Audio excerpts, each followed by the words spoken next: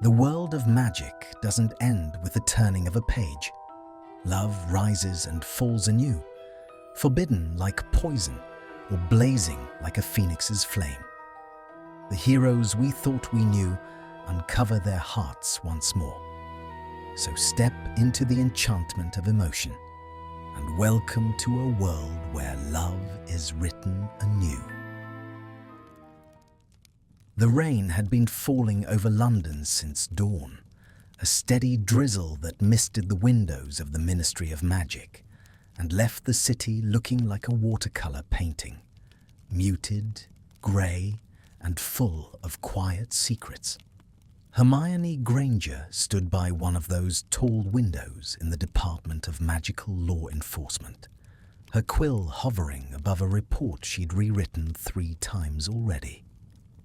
The parchment spoke of reform, rehabilitation, and second chances.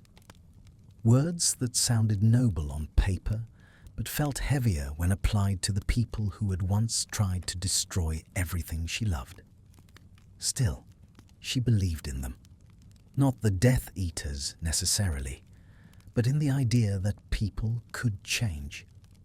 After the war, she'd seen too much ruin, too much loss to believe in anything else. A knock broke her concentration. "Come in," she said, setting down her quill. A nervous-looking clerk pushed open the door. "Miss Granger, they've finalized your next assignment. It's a bit unusual." Hermione arched an eyebrow.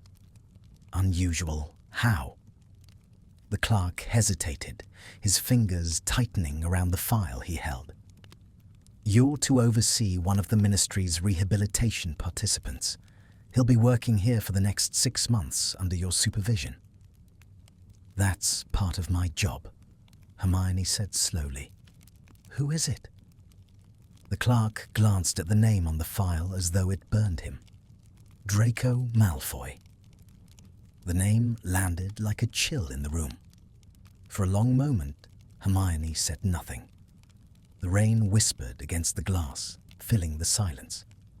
She thought of pale faces in shadowy corridors, of a sneering boy calling her names she'd tried to forget, of the cold halls of Malfoy Manor where she'd once been held captive.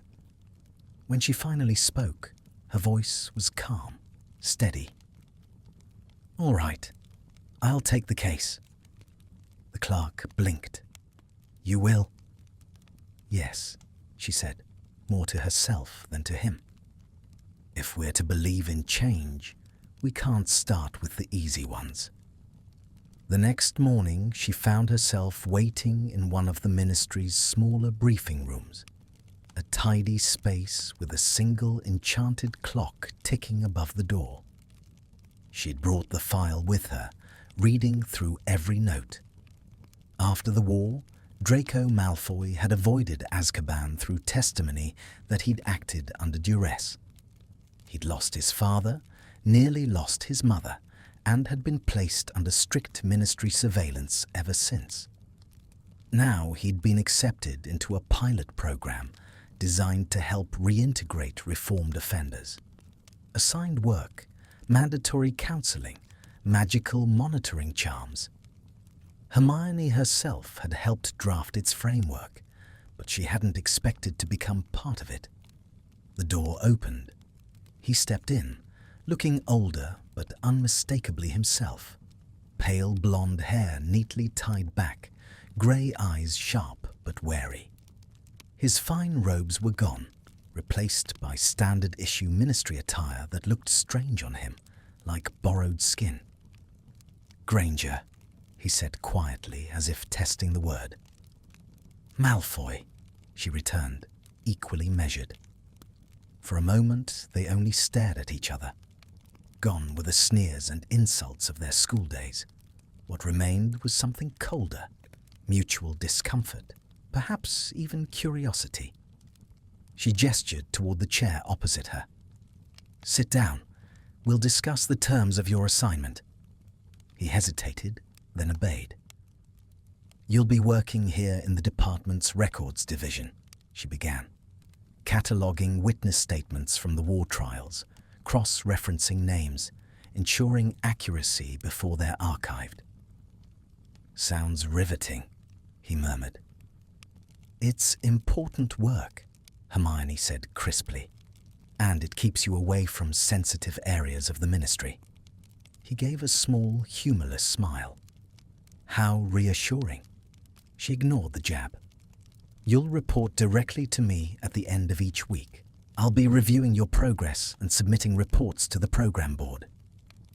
He looked at her for a long moment, then said, "So, I suppose we're to play nice now." Hermione closed the file and met his gaze. "We're to act like adults, Malfoy. The war's over. I don't intend to relive it every time I see your face." That seemed to startle him slightly, though he hid it well. Fair enough. When he stood to leave, she noticed something she hadn't expected. A faint stiffness in his movements, a guarded weariness that didn't fit the proud boy she remembered. It wasn't arrogance anymore. It was fatigue. He turned at the door. "I didn't expect you to take this assignment." "Neither did I," she admitted. Their eyes met briefly before he left the room, the door clicking shut behind him. Hermione exhaled, rubbing her temples. She had faced dark wizards and cursed vaults, but somehow this fragile arrangement between two people bound by the past felt more dangerous. Over the following weeks, Hermione saw him often. At first, their exchanges were stiff and formal, brief nods in corridors, clipped reports left on her desk. But slowly, almost imperceptibly, the rhythm of their work began to change. Once, she found him standing by a stack of old trial records, his brow furrowed. "These are wrong," he said, showing her a page. "They list Thorfinn Raoul as apprehended near Hogsmeade. He was captured in Nocturne Alley." Hermione glanced over the report, surprised. "You're right." He shrugged lightly. "I remember. My father cursed him for running." There was no pride in his tone, only exhaustion. "Thank you," she said quietly. It was a small thing, that moment, but something shifted between them. By the time the first month ended, the tension that had once filled every conversation began to ease. She caught him once or twice making dry remarks that almost passed for humor. He caught her smiling despite herself. Still, neither of them acknowledged the fragile truce they'd built. That was, perhaps, why the night of the attack came as such a shock. Hermione had stayed late at the ministry, finishing a report. Most of the staff had already gone home when she heard it, a loud crash echoing from the corridor near the records division. Her wand was in her hand before she realized she'd moved. "Lumos," she whispered. The pale light revealed a trail of shattered parchment tubes and scattered quills leading down the hall. At the end of it lay Draco, motionless, blood trickling from his temple. Before she could reach him, a shadow slipped away into the darkness, and a single whispered spell hung in the air like smoke. "Obliviate." Then, nothing. Only silence, and the sound of her heart pounding in her ears as she knelt beside him, whispering his name. "Draco, please, stay with me." But his eyes were already blank, his memories slipping away like ink in the rain. The infirmary of St. Mungo's Hospital for Magical Maladies and Injuries was unusually quiet that night.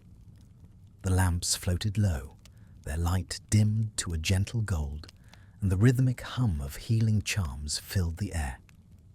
Hermione sat beside Draco Malfoy's bed, her wand still trembling slightly in her hand. It had been hours since the attack. He hadn't stirred once. He looked almost peaceful now, too peaceful. His blonde hair, usually immaculate, fell into his eyes. A faint bruise marred his temple. The healers had confirmed her worst fear. The obliviate used against him had been deliberate, precise, and powerful. Every trace of memory, every moment of identity had been torn away. Hermione pressed her hands together, trying to stop them from shaking. She'd seen curses before, even performed counter-charms during the war. But this was something else. Whoever had done it had known exactly what they were doing. The door opened softly, and healer Astoria Greengrass, delicate, composed, her robes pale blue, entered the room. "He's stable," she said in a hushed voice. "Physically, at least. But his memories are gone. All of them. Not even fragments remain." Hermione swallowed. "No chance of recovery." Astoria shook her head. "Not without identifying the exact spell variant.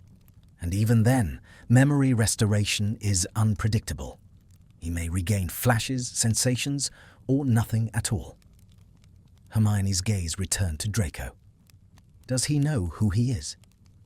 "Only what we told him. His name, that he was attacked. Nothing else." Astoria hesitated. "The Ministry requested that he remain under supervision once discharged, since he was part of your program. Well..." Hermione looked up sharply. "You mean me?" Astoria's eyes softened. "You're the only one he knows, even if he doesn't remember knowing you."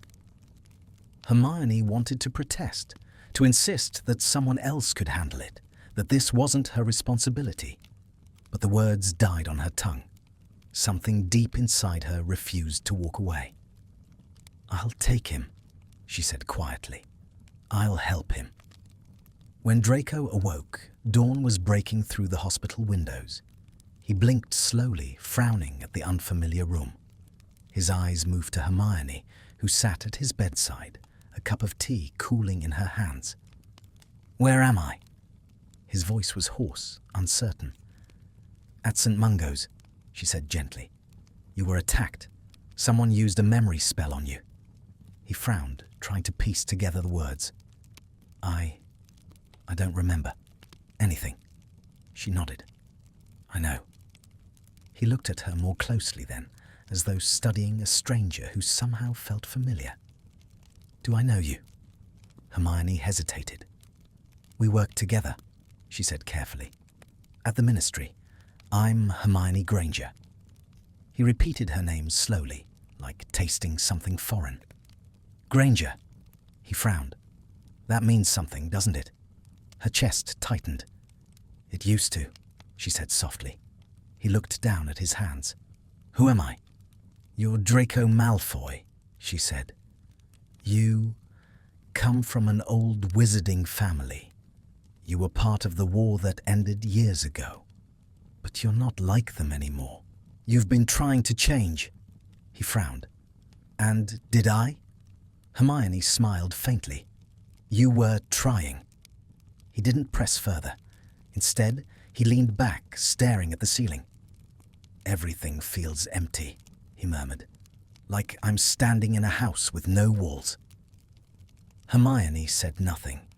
She only watched him, the boy who had once been her enemy, now reduced to something fragile and uncertain, a man stripped of the past that had defined him. Draco was released a week later. The Ministry arranged temporary quarters for him at a small flat in the wizarding section of London, modest and unassuming. Hermione visited often, ensuring he took his potions, helping him navigate his new life. The first days were awkward, filled with questions she didn't always want to answer. "What was I like?" he asked once as they sorted through Ministry files he'd forgotten existed. Hermione paused. "Complicated." "That's not an answer." She sighed. "You were proud, angry, but you had your reasons. You were also clever and..." She hesitated. Lonely. He studied her for a moment. And what were we? Friends? Her throat tightened. Not exactly. He looked faintly disappointed. I suppose I wasn't very kind to you. No, she said quietly. You weren't. He absorbed that in silence. Then, with a small, tentative smile, maybe I'll do better this time. Something in her heart shifted. As the weeks passed, she began to see glimpses of the man Draco might have been without the weight of his past. He was cautious, almost shy at times, but curious about everything. Spells, books, even Muggle inventions. Once, she found him examining her old radio with wide-eyed fascination, tapping the buttons like they were relics of ancient magic. You used to hate anything Muggle, she told him, half teasing. He looked up. Did I? Then I must have been a fool. This is brilliant. Hermione laughed, and for the first time since the attack, the sound didn't feel heavy. Their evenings together became routine. They'd share tea after work, go through ministry records, sometimes walk through Diagon Alley. He asked endless questions about the world he couldn't recall, and she answered them patiently, always careful not to reveal too much of the pain between their histories. Yet sometimes, when the light hit his face just right, or when he frowned in concentration, Hermione caught a flash of the old Draco, the sharpness, the guarded pride, and her stomach twisted with something she couldn't name. Was it fear of the man he used to be, or sorrow for the man he no longer was? One evening, after a long day, she found him sitting by the window, staring out at the rain. Do you ever feel, he said softly, that everyone knows something about you that you don't? All the time, she admitted, though for different reasons. He turned to her, his grey eyes searching. Tell me the truth, Hermione. Before all this, was I a good man? She hesitated. The truth was a tangle of light and shadow. You wanted to be, she said finally. You made mistakes, but you were trying to make amends. He looked down at his hands, his expression unreadable. Then maybe there's hope for me yet. There was a pause, heavy, but not uncomfortable. Then he said quietly, You've been kind to me. I don't know why. Hermione smiled faintly. Because once upon a time, you didn't believe anyone could change. I did, and I still do. For a long moment, neither of them spoke. The rain tapped softly against the glass, steady and rhythmic, like a heartbeat. Hermione realized then that she was beginning to care, not out of pity, but out of something far deeper and more dangerous. And in the dim light, as Draco looked at her with unguarded eyes, she couldn't help but wonder, if he ever remembered everything, would he still look at her this way?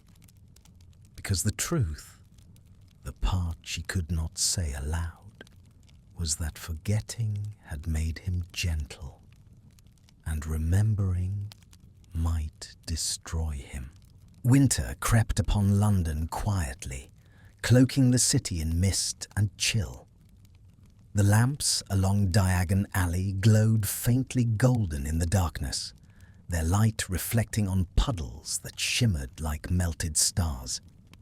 Hermione had grown used to the long walk from the ministry to Draco's small flat. She told herself she came to ensure his recovery, to maintain the structure of his rehabilitation, but deep down, she knew that wasn't the whole truth anymore. She knocked softly, and the door opened almost at once. Draco stood there, sleeves rolled up, wand hovering above a teapot that seemed determined to explode. It won't listen to me, he said, exasperated. Hermione hid a smile. You're oversteeping the leaves. The charm senses your impatience. My impatience? He arched an eyebrow. It's a teapot, not a sentient being. It's charmed with personality spells, she reminded him. You can't bully it into behaving. It's like magic.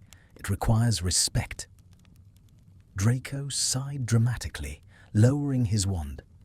Fine. I'll respect the teapot. She laughed, and the sound seemed to lift the air in the room. There had been a time when the idea of laughing with Draco Malfoy would have felt absurd, but the war had changed everything, and the curse that had taken his memory had changed even more. They sat together while the tea brewed properly this time. The flat was simple but cozy, with stacks of ministry files on one end and old spellbooks on the other. A small fire flickered in the hearth, casting warm light over Draco's face. You've done well, she said after a moment. You're managing on your own. He shrugged, eyes still fixed on the fire. Am I? It doesn't feel that way. Everything I do feels like I'm walking through someone else's life. You're rebuilding it, Hermione said gently, one piece at a time. He was silent for a long moment, then said, I dream sometimes, shadows and faces I can't name, a cold place, voices shouting, and then... He broke off, frowning. Your face, always yours. Hermione's heart gave a painful twist. Mine? He nodded slowly. I don't know why, but you look frightened or angry. I can't tell which. She tried to speak, but her throat felt too tight. He didn't remember. Thank Merlin, he didn't remember. Malfoy Manor, Bellatrix's laughter, the echo of her own screams. It all belonged to a life he no longer carried, and she didn't want him to. It's probably nothing, she said quickly.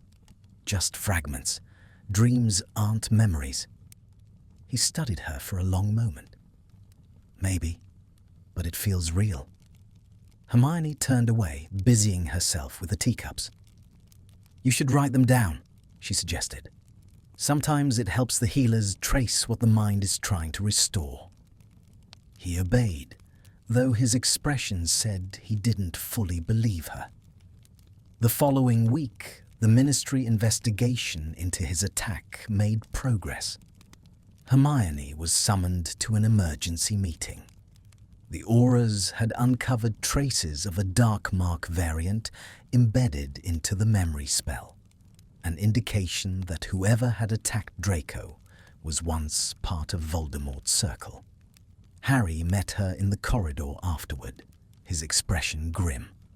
Hermione, you shouldn't be doing this alone. If the person who cursed him wanted him silenced, you could be next. I can take care of myself, she said firmly. Harry sighed. That's not what I meant. Be careful, all right? You're getting too close to him. She stared at him, startled. Too close? He hesitated. You've always believed in redemption. I respect that. But Draco Malfoy isn't just some lost soul. He's a person, she interrupted.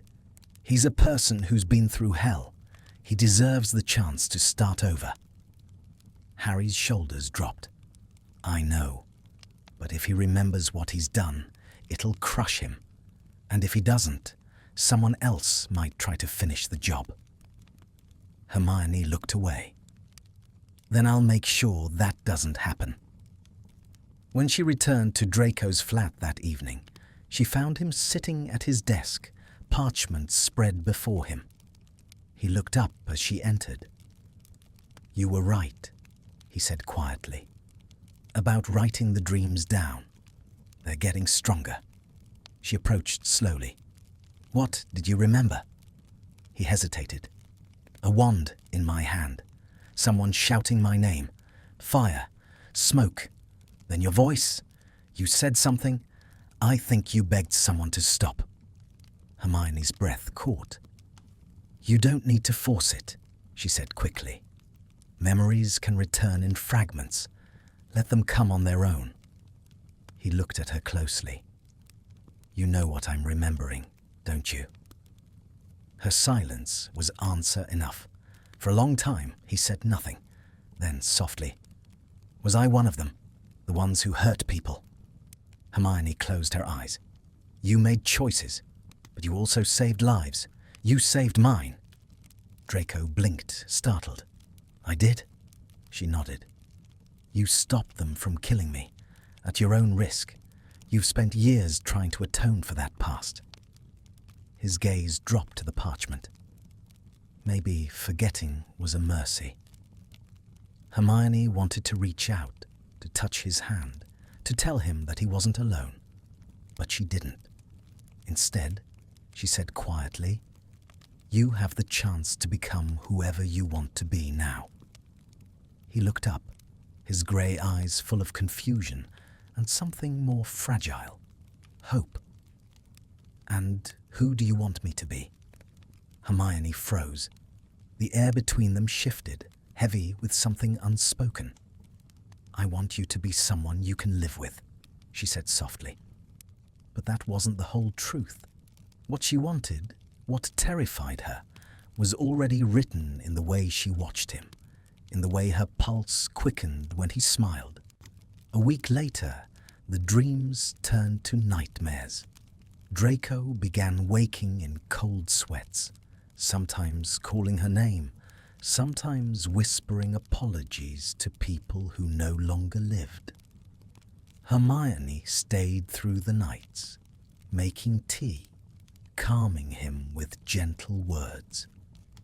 One night, after a particularly bad spell, he sat on the couch, his hands trembling. I can't live like this, he said hoarsely. Half of me is gone, and the other half is haunted. Hermione knelt in front of him. You're not alone. Whatever you remember, whatever comes back, we'll face it together. He looked at her as though seeing her for the first time. Why do you care so much? She hesitated. Because I see who you could be, and because I've already seen who you are. He reached out then, brushing his fingers lightly against her hand. You keep saying I saved you once, he murmured. Maybe this time it's your turn.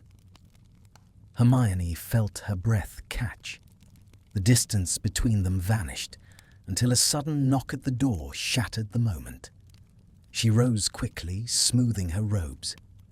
Draco stood tense as she opened it. On the threshold stood an owl, soaked from the rain, clutching a parchment sealed with the ministry crest. Hermione unfolded it, and her heart dropped.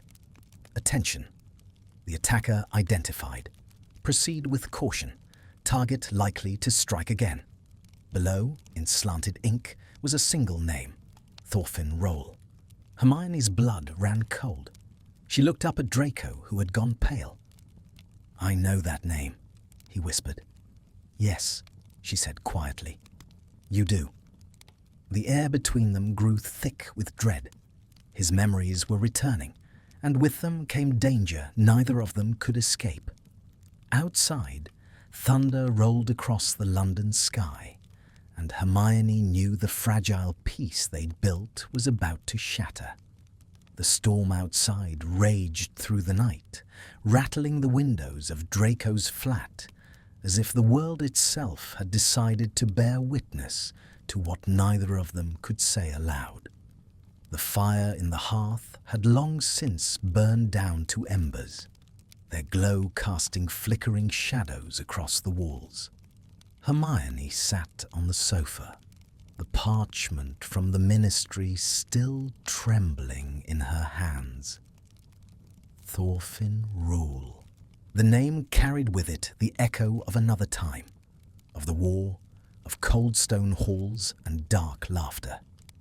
He had been one of the most ruthless Death Eaters, a man without mercy or hesitation, and now, after years in hiding, he had resurfaced to finish what had been started. Draco paced before her, pale and restless. His movements were sharp, like a caged animal's. "I know that name," he said again, quieter this time. "Raoul. He was—" He stopped mid-sentence, clutching his head. "I can see flashes. His face, a wand, a field burning. But it's like trying to catch smoke." "Don't force it," Hermione warned, rising quickly. "The healers said too much strain could—" "I don't care what the healers said," he snapped, eyes burning with frustration. "Someone tried to erase my life, and now you're telling me the man who did it is still out there? You expect me to sit quietly and let him come for me again?" Hermione took a careful step toward him. "You're not alone in this, Draco. The auras are already watching for him." He gave a harsh laugh. "And when have auras ever been quick enough to save a Malfoy?" The words hung heavy in the air. She didn't answer. She couldn't. He wasn't wrong. His family name had long been a curse in the eyes of many. Even now, despite his cooperation with the Ministry, he lived under suspicion and quiet resentment. Draco's breathing slowed, though his jaw remained tight. "I remember his voice," he said after a long pause. "He called me a traitor." Hermione's heart sank. "Then it was personal." "Yes," Draco murmured, his eyes distant. "He thought I betrayed the cause. Maybe I did. Maybe I was tired of all of it." He turned toward her suddenly, his expression unreadable. "Did I ever tell you that? That I was tired of it all?" She shook her head. "Not in words." Something flickered in his eyes. Gratitude, perhaps, or regret. "Then maybe I wasn't completely lost after all." Hermione smiled faintly. "You weren't." Over the next few days, the Ministry intensified its search for Raoul. Aurors patrolled Diagon Alley and Hogsmeade, while magical wards were placed around key locations. Hermione was assigned to act as liaison between the department and St. Mungo's, ensuring Draco's safety and tracking any sign of tampered memories. But despite the bustle of official work, she couldn't shake the feeling of being watched. One evening, as she left the Ministry, she caught sight of a figure cloaked in black at the edge of the square. When she turned toward it, it vanished with a whisper of displaced air. A chill ran down her spine. She went straight to Draco's flat, heart pounding. He opened the door, surprised. "You shouldn't be walking around alone," she said breathlessly.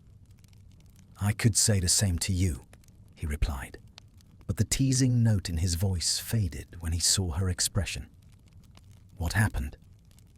"Someone was following me," she said. "I'm not sure who, but—" "Raoul." The name came out like venom. Before she could stop him, Draco grabbed his cloak. "If he's after me, then he won't stop until he finds me. I can't hide forever." "You're not going after him alone," Hermione said sharply. "You're still under Ministry protection." He gave a bitter smile. "Protection? From the same people who once wanted me imprisoned. Forgive me if I don't have much faith in them." Hermione stepped closer, her voice softening. "Draco, please, you don't have to prove anything to anyone. Not to them, not to me." Something in her tone made him pause. He met her gaze, and for a heartbeat, the storm outside seemed to fade. "You think this is about pride?" he said quietly. "It's not. It's about ending this before it destroys anyone else." He brushed past her toward the door. Instinctively, Hermione reached out and caught his hand. "Then I'm coming with you." His eyes widened slightly, but he didn't pull away. "You shouldn't." "I should," she interrupted. "You need someone to keep you alive, and I seem to be good at that." A ghost of a smile touched his lips. "Granger, you're infuriating. Then we're even."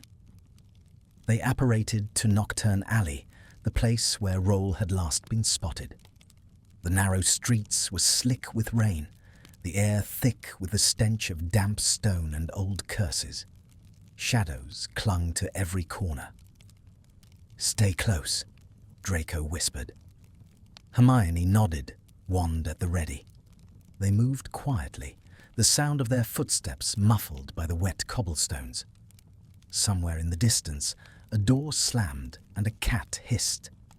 Then, from the darkness, a voice drawled. "Well, well, how poetic. The little Malfoy and his saviour." Hermione spun around, wand raised.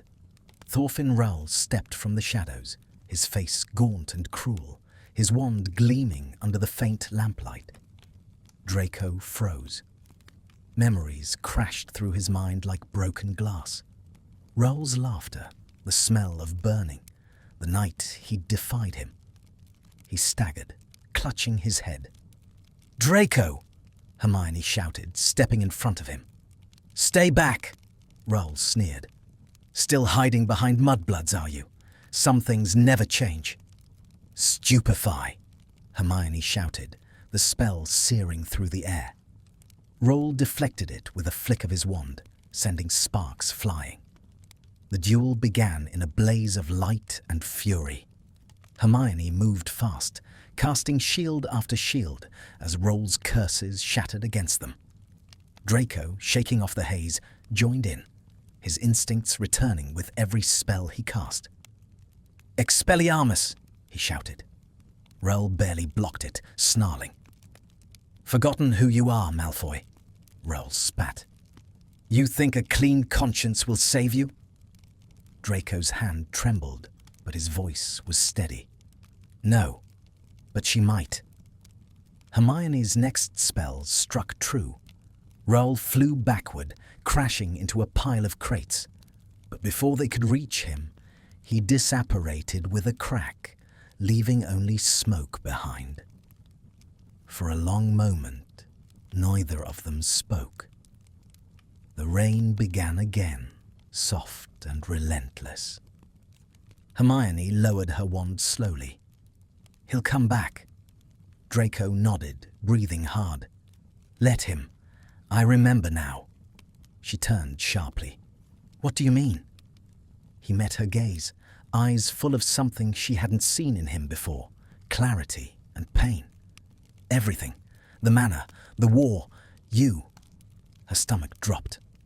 "Draco." He stepped closer, his voice trembling. "I remember what I did, what I didn't do, and I remember you screaming. Stop," she said quickly, tears stinging her eyes. "You don't have to relive that." "But I do," he said, his voice breaking. "Because you never should have been the one to save me."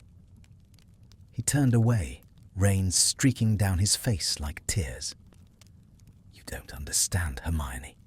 Forgetting was mercy. Remembering is punishment." She reached for him, her hand resting on his arm. "Then let me share it. If you have to remember, you won't face it alone." For a moment, he didn't move. Then slowly, he turned toward her. Their eyes met, past and present colliding, pain and forgiveness intertwining. Outside, the rain fell harder, washing the blood and ash from the cobblestones. And in that fragile, broken quiet, Draco Malfoy remembered who he was, and for the first time in his life, wished he could forget. The world outside seemed to hold its breath after that night in Nocturne Alley. The storm had passed, but its shadow lingered in Hermione's mind. She and Draco had returned to the Ministry in silence, both shaken, both changed. The auras took her statement and promised increased protection. But no amount of wards could keep away the truth that now lay between them. Draco remembered everything. He didn't speak much in the days that followed. His face was pale, drawn, and his eyes, once so uncertain, so open, had hardened again, like a door slamming shut. The gentle amnesiac she had come to know was gone. What remained was the man who carried the weight of every sin, every cruel word, every unforgivable choice. Hermione tried to reach him, but he'd begun to withdraw behind walls she couldn't climb. He refused the ministry's healers, refused to talk to anyone but her, and even that, barely.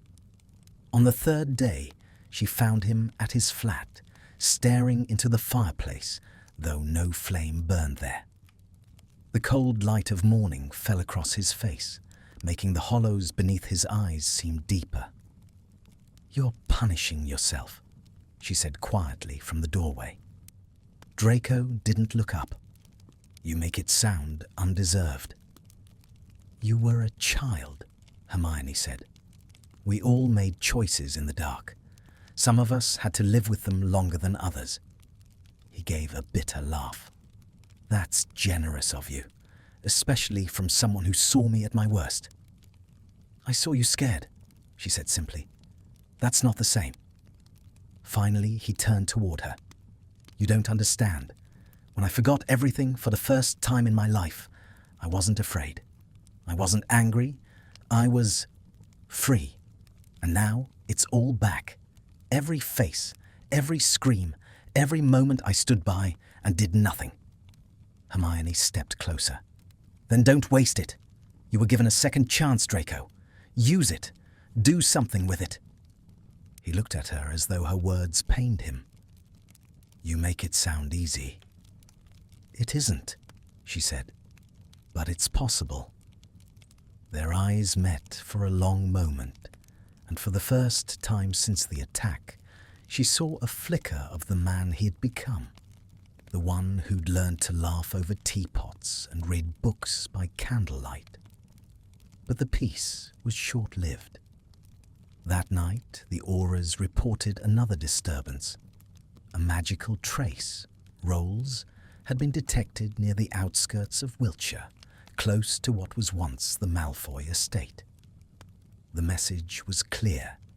He wanted Draco to come to him.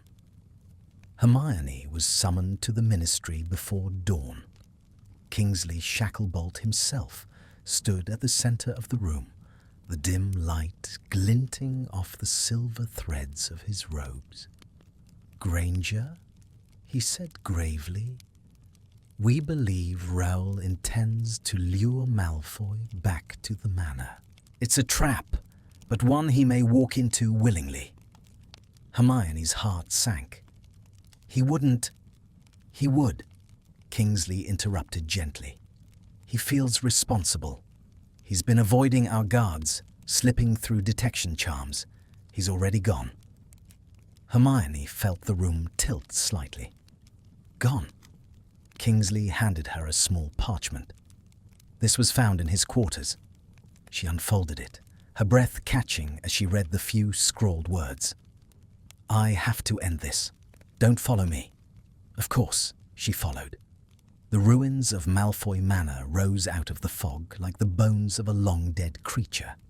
Once majestic, it now lay cracked and hollow, its windows shattered, its gardens overgrown with thorns. Hermione apparated at the gate, her wand drawn. The air was thick with old magic, dark, suffocating. She moved carefully through the courtyard, her footsteps crunching on gravel. Somewhere inside, faint voices echoed, one cold and taunting, the other low and steady. "Come now, boy," sneered Roll's voice. "Did you really think you could hide behind the ministry's skirts forever?" Draco's reply came, strained but defiant. "You've already taken enough from me. I'm not running anymore."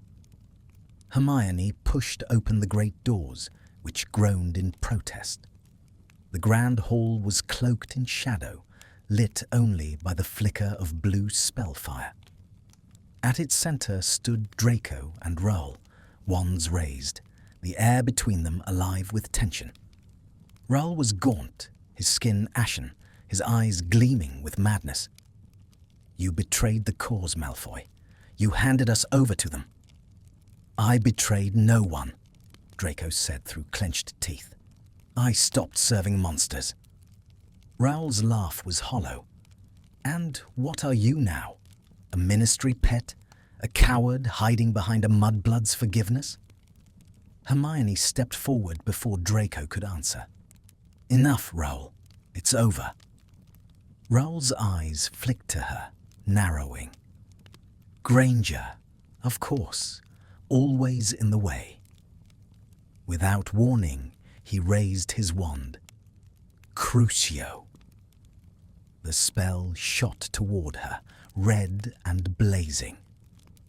Draco moved before she could react, his shield charm bursting to life. The curse rebounded, scorching the stone floor. "Run!" he shouted. But Hermione didn't. Instead, she cast her own spell, disarming Raoul long enough to send him staggering back. They fought in tandem, her precision meeting his instinct, every curse and counter-curse lighting the ruined hall like lightning. Then, with a snarl, Raoul struck the floor with his wand. The ground shuddered, a shockwave ripping through the hall. Hermione was thrown backward, her head striking cold stone. Through the haze, she saw Draco standing over Raoul, wand poised, fury etched into every line of his face. "Do it!" Raoul hissed. "Finish it. Be the Malfoy your father raised." For a heartbeat, Draco's hand trembled. His old instincts whispered for vengeance. But then his eyes flicked to Hermione, unconscious but breathing, and his choice became clear. "No," he said, lowering his wand. "I'm not him." Raoul lunged forward in a last desperate attack. Draco reacted instantly, casting a disarming charm so powerful it flung Raoul across the hall. The man struck the wall and crumpled, motionless. The silence that followed was almost unbearable. Draco dropped his wand, breathing hard.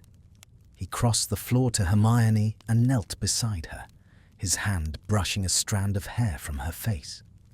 Her eyelids fluttered open, and she looked up at him dazedly. "You didn't kill him," she whispered. "No," he said softly.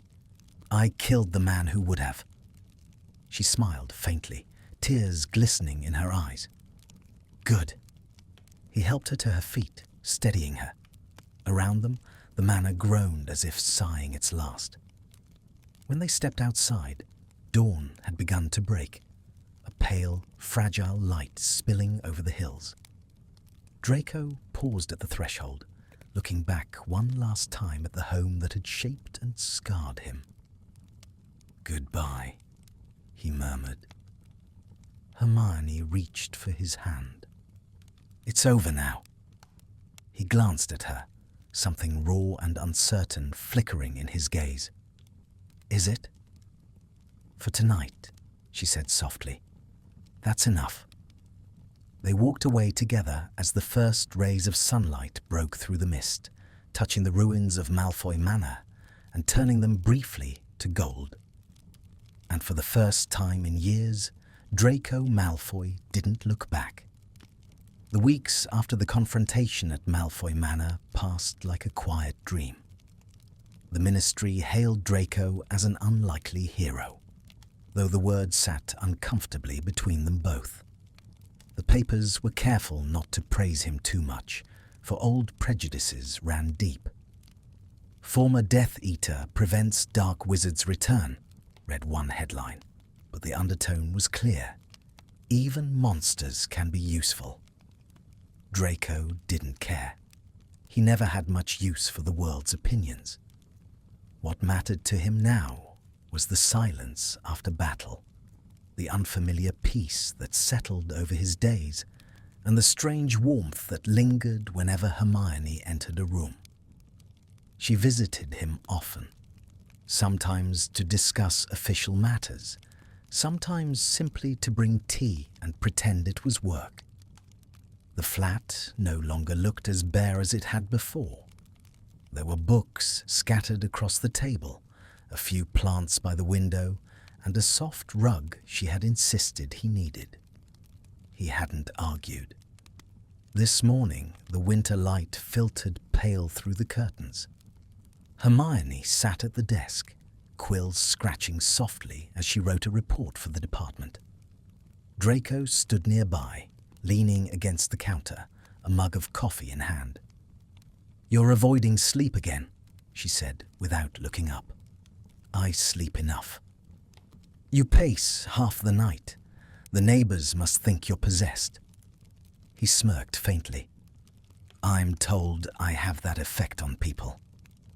She looked up at him, her expression gentler than her words. "You're restless. It's all right to admit it."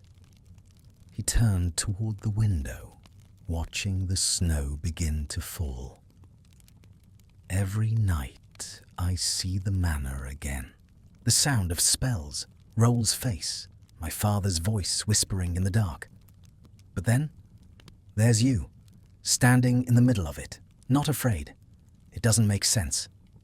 Hermione put down her quill. "Courage rarely does." He gave a quiet laugh. "You always have an answer, don't you?" "I try."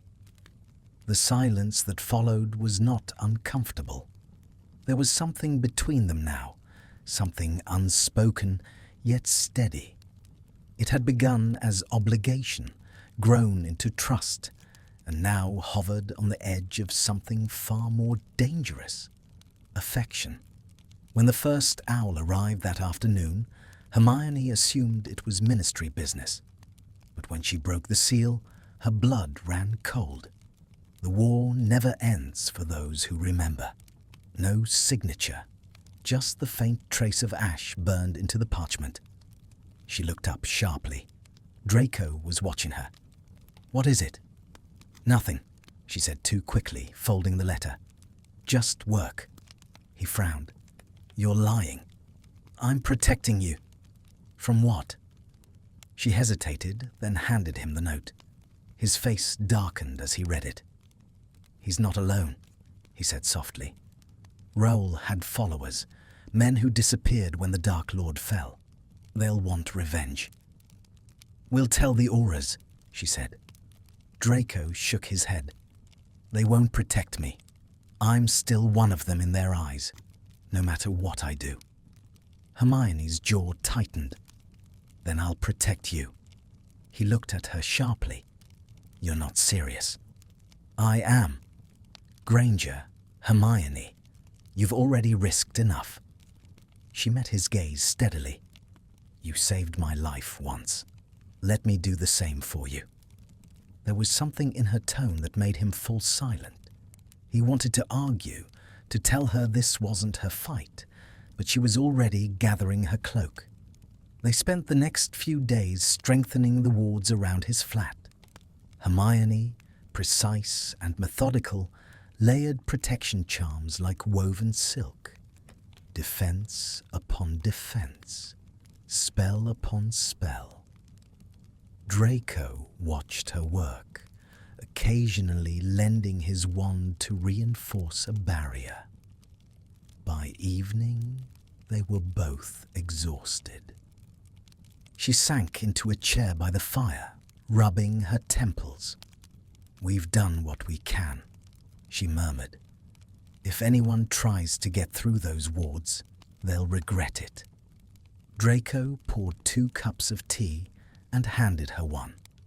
Their fingers brushed, a fleeting touch that sent warmth through the cold air. "You shouldn't have to do this," he said quietly. She smiled faintly. "You keep saying that, and I keep not listening." He sat across from her, studying the firelight on her face. "Why? Why risk so much for me?" Hermione hesitated. The fire cracked softly, filling the silence. "Because I see you trying," she said at last. "Because I know what it's like to be haunted by a past you didn't choose." Draco looked away, his throat tight.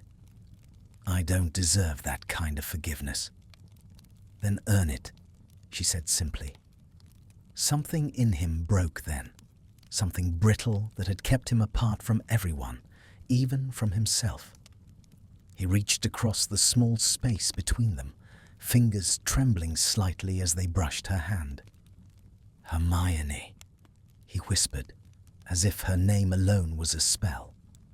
She looked up, eyes wide, but before either could speak further, the sound of shattering glass filled the room. The window exploded inward. A dark shape darted through the smoke, wand raised. "Protego!" Hermione shouted, leaping to her feet. The shield shimmered into existence just as a curse struck it, cracking like thunder. Draco lunged beside her, deflecting another blast. "Stay behind me!" "Not a chance," she snapped. The intruder's face was hidden beneath a hood, but the magic was unmistakable. Dark, vicious, the kind that left a stain on the air. They fought in unison again, as they had at the manor, the space between them a whirl of light and shadow. A curse caught Draco on the shoulder, spinning him backward.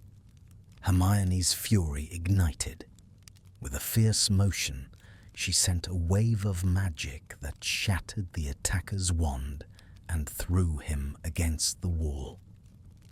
The hood fell back, revealing a gaunt, familiar face, one of Rowell's lieutenants, eyes burning with hatred.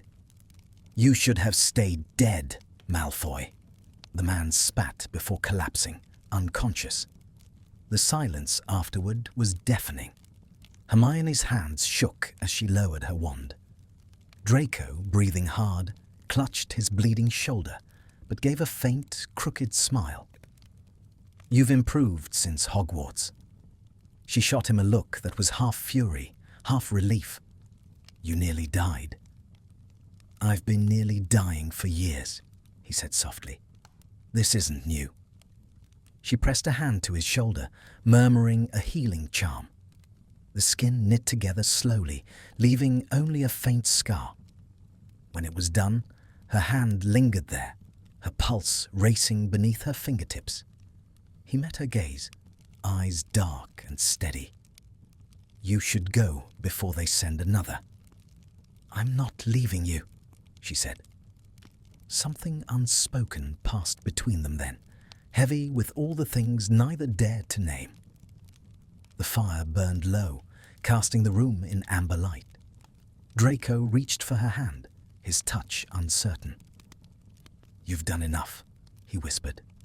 "Not yet," she replied, her voice trembling. "Not until I know you'll be all right." He smiled faintly, though there was sorrow in it. "That might take a lifetime. Then I'll stay as long as it takes." Outside, snow continued to fall, blanketing the world in white silence. And inside that small flat, amid the ashes of fear and the lingering scent of magic, two people sat together, bound not by fate or war, but by the fragile, impossible promise of something new. Neither spoke again that night. They didn't need to. The fire told their story well enough. The quiet story of a man who remembered everything, and a woman who refused to let him forget what forgiveness felt like. Winter began to fade from London, though the chill in the air still lingered. The city felt caught between seasons, neither alive nor asleep. So too did Draco Malfoy. He moved through each day with a strange stillness, like a man waiting for a sentence to fall. The attack had changed everything. The auras now patrolled the streets outside his flat, their presence both a comfort and a curse. The papers had printed his name again, some with cautious praise, others with suspicion thinly veiled as curiosity. A Malfoy's redemption, one headline had read. Hero or hoax? Another had asked. Draco ignored them all. He found solace only in the quiet hours when Hermione came. She arrived every morning now, pretending it was for official reasons, though both of them knew it was more than duty. She would bring parchment, tea, and the faint scent of lilac from her scarf.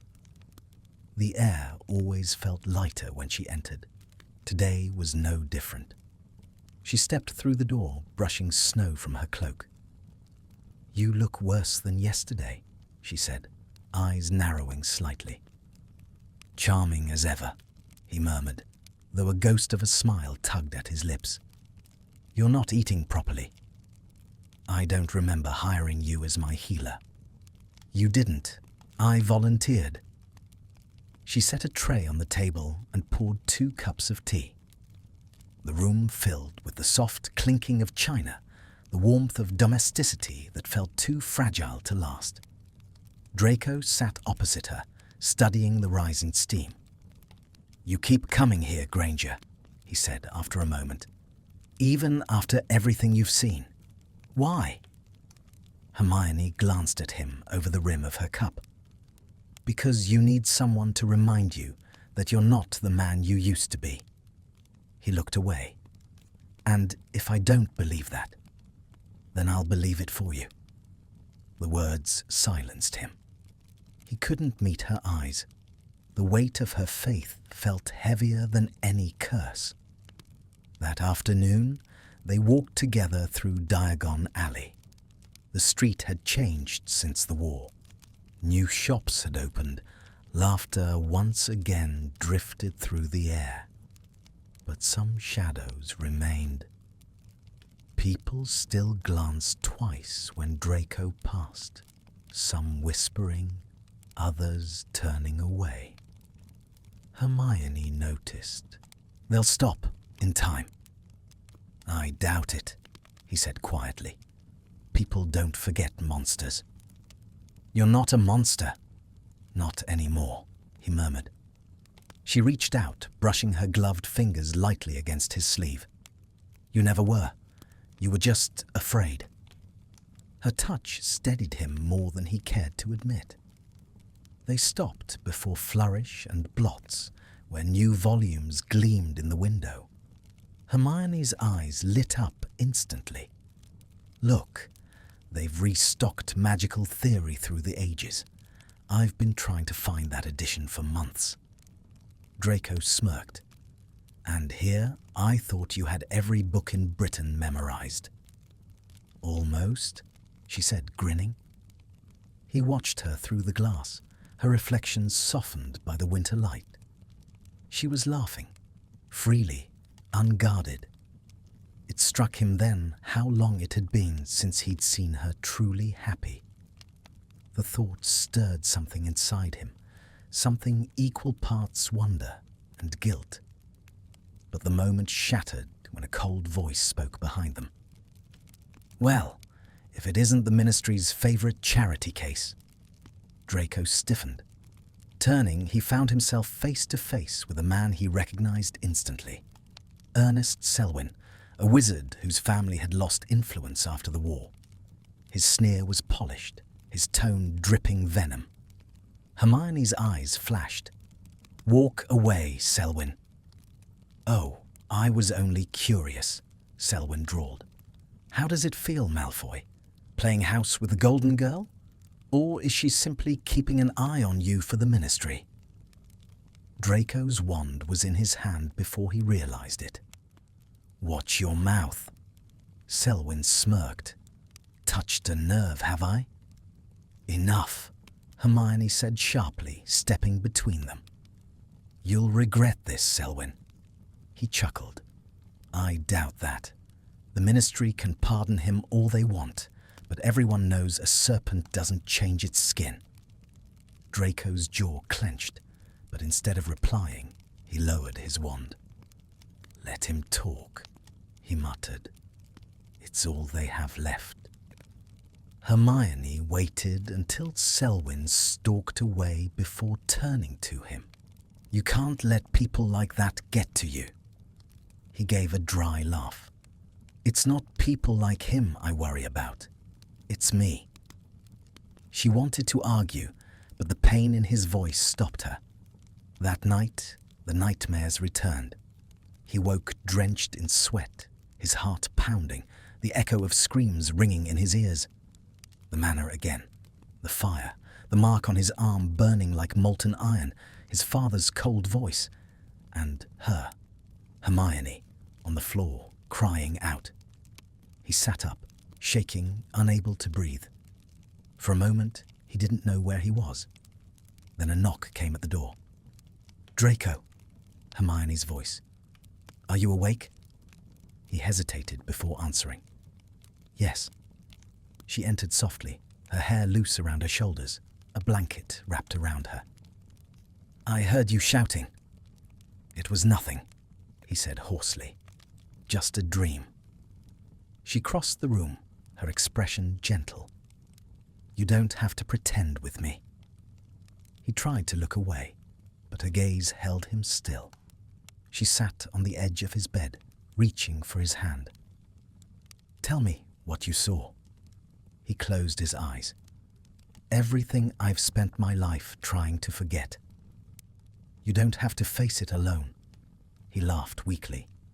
"You say that as if it makes it easier." "It doesn't," she said softly, "but it makes it possible." Her hand was warm in his, steady.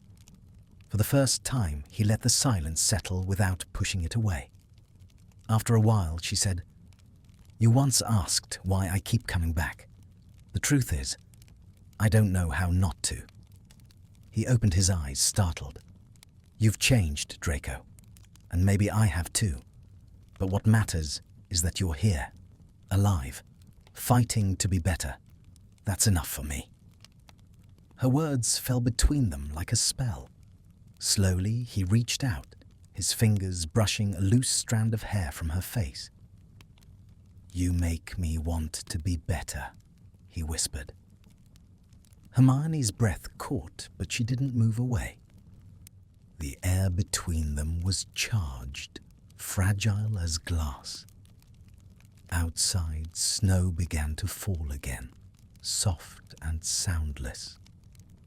Draco leaned closer, his voice barely more than a breath. "I don't know what this is between us, Granger." She smiled faintly. "Neither do I, but I know it's real."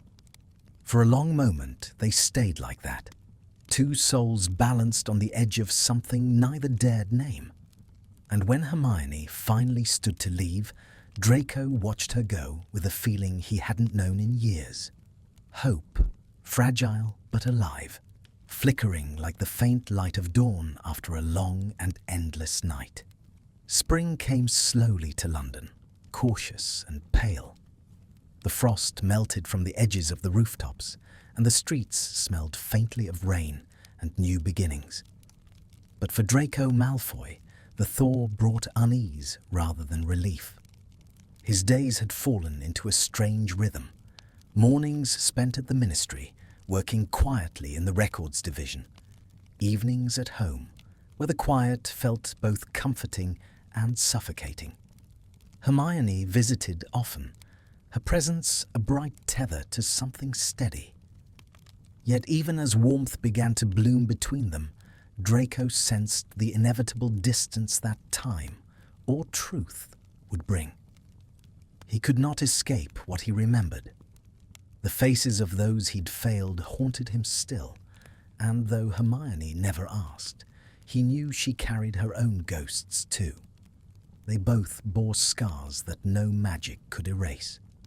On this particular morning, Hermione arrived early. The smell of parchment and ink filled the air as she spread reports across his table. Her hair was pulled back loosely, tendrils escaping to brush her cheeks. Draco watched her in silence for a while, the sunlight catching faint specks of gold in her curls. "Do you ever stop working?" he asked finally.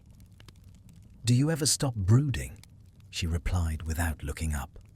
He smirked. "Touché." She tapped her quill against the parchment. "The Auras want us to review these case files again. They think some of Rolt's followers may still be hiding under false names." Draco's expression darkened. There are always more. The old ways die slowly. Hermione glanced at him. And yet, you did. He looked at her sharply. I mean, she continued, you let go of that life. You changed. I didn't have a choice. There's always a choice. He hesitated, then smiled faintly. And you always have an answer. Someone has to. Her tone was teasing, but the look she gave him held warmth. For a moment, the years between them seemed to vanish.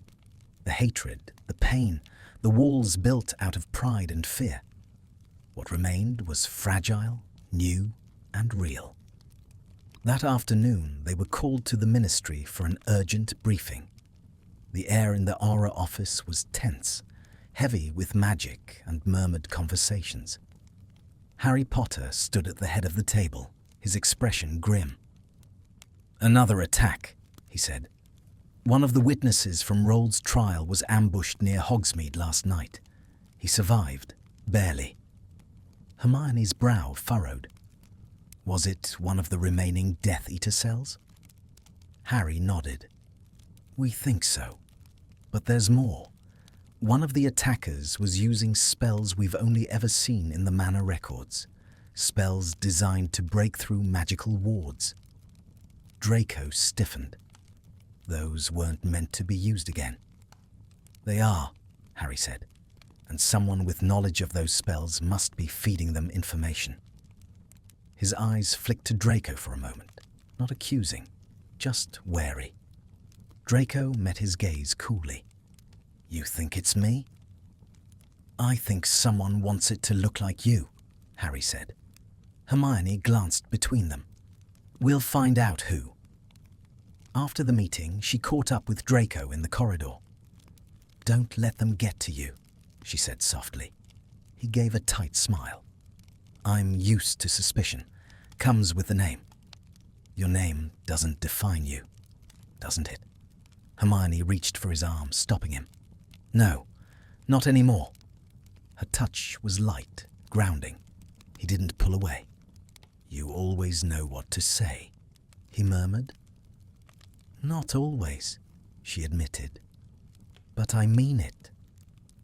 For the first time that day, his expression softened. In the evenings that followed, Hermione and Draco spent hours poring over records, searching for any trace of the magic used in the new attacks. The work drew them closer still. She'd sit across from him, her fingers smudged with ink, her eyes bright with concentration. Sometimes he caught her humming softly under her breath, an absent, gentle sound that filled the room like a charm. It was during one such night that Hermione finally asked the question she'd held back for weeks. Draco, she said quietly, when you lost your memory, what was it like? He didn't answer at once. The fire crackled in the hearth, shadows shifting on the walls. Peaceful, he said finally, like waking in a world where the past didn't hurt anymore, but it wasn't real. It was like living underwater, quiet, soft, and hollow. Hermione listened silently. When my memories came back, he continued, it was like drowning. Every face, every scream, every regret, all at once. But there's something you should know. She looked up, startled. What? I remembered you first. Her breath caught. Me? He nodded. Your voice, your face, the way you looked at me that night before everything went dark. It wasn't anger I saw. It was something else. Hermione swallowed hard. I don't know what you mean. I think you do, he said softly. The firelight danced between them, painting gold across her skin. She wanted to look away, but couldn't. The room felt smaller, the air heavier. Draco, she began, but he shook his head gently. You don't have to say anything, he murmured. I just needed you to know. The silence that followed was not awkward, but charged, like the pause before a spell. Then, suddenly, A loud knock shattered it. Hermione jumped. Draco rose, wand in hand.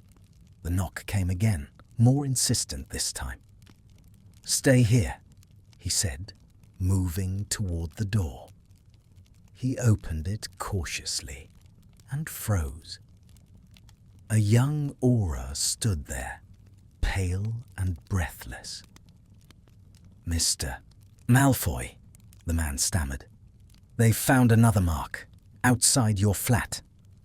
Draco's stomach turned cold. "What kind of mark?" "The dark mark, sir."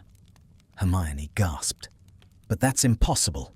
They were all destroyed after the war." The aura shook his head. "This one's fresh." Draco's grip tightened on his wand. "They're sending a message." "Yes, sir," the aura said grimly. "And it's addressed to both of you." He handed Hermione a scrap of parchment. On it, scrawled in ash, were the words, "You cannot redeem the damned." For a moment, neither of them spoke. The fire sputtered, casting long shadows across the room. Hermione folded the parchment slowly, her hands trembling just slightly. "They're not going to stop," she said. "No," Draco said quietly. "They want me broken again." "Then we don't let them win." He looked at her, really looked, and saw not the girl who had once been his enemy, but the woman who refused to let him drown in the past. "You're not afraid," he said softly. She met his gaze. "I am. But fear isn't what decides who we are." And with that, she placed her hand in his. Her touch was steady, fierce, alive. Outside, thunder rolled across the sky, echoing through the streets of London. But inside, beneath the flicker of candlelight, two souls stood side by side, no longer divided by war or memory, but bound by the fragile courage to face whatever darkness waited for them next. The night the dark mark appeared above Draco's flat, the sky over London turned the colour of bruised steel. Clouds gathered low and heavy, pressing down upon the city, as if the heavens themselves remembered old sins. The mark had long since faded from view, but its shadow lingered in the air, thick and cold. The ministry swarmed the scene. Aurors wove barriers around the building, while enchanters examined the last traces of the spell. Hermione stood near Draco, her wand in one hand, her expression grim. The faint green shimmer of the mark's residue still flickered in the air like ghostly fireflies. "Whoever cast it knew the old incantations," she said. "That magic was supposed to be lost." Draco's voice was low, distant. "It was never lost. It just waited." Harry approached, his cloak billowing behind him. The auras traced the spell's origin to the outskirts of Wiltshire again, close to what's left of the manor. "Whoever's behind this is trying to lure you back there." Draco's gaze darkened. "I won't make the same mistake twice." Harry nodded. "Good, because we're setting traps this time. And, Hermione," he turned to her, "I want you away from this. You've done enough." Hermione stiffened. "I'm staying." Harry sighed. "I thought you'd say that." Draco glanced at her then, an unreadable expression passing over his face. He didn't argue. He knew she wouldn't leave, just as he knew he couldn't stop her. When the investigation ended for the night, and the ministry's protective charms sealed the building, Hermione and Draco found themselves alone once more in the quiet wreckage of his flat. The wards hummed faintly around them, a low and steady pulse. She poured 2 cups of tea with hands that still trembled slightly. "They're trying to scare you," she said. "That's all this is." Draco took the cup, his fingers brushing hers. "It's working." She gave a small, rueful smile.